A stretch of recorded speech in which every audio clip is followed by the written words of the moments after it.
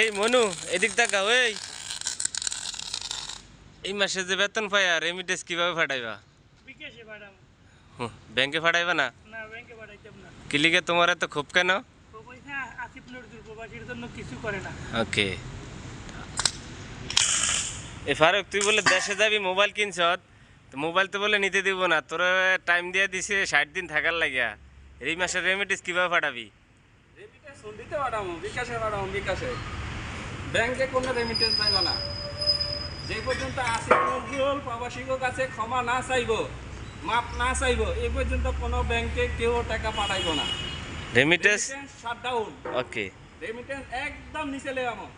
শেখ হাসিনারে যেভাবে পতন করছি, রেমিটেন্স শাটডাউন করে এইভাবে আসিফ নজরুল খানকির ভিতরে ফাইলে মাদাচ্ছ ধরে এমন ফিডান ফিডাইতাম মাদাচ্ছ ধরে শাপলা চক্র টান গিয়া মাদাচ্ছ ধরে ফিডামো। খানকির ভিতর জন্মের ঠিক নাই মাদাচ্ছ দে।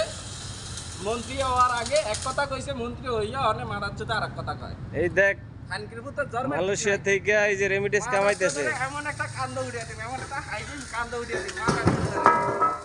এই দেখো দেশের উপদেষ্টা যারা আছে, এই দেখো রেমিটেন্স কামাইতেছে, আগুনে ফুইরা, রইদে জইলা, বৃষ্টিতে ভিজা, তোমাকে রেমিটেন্স খাওয়ামু।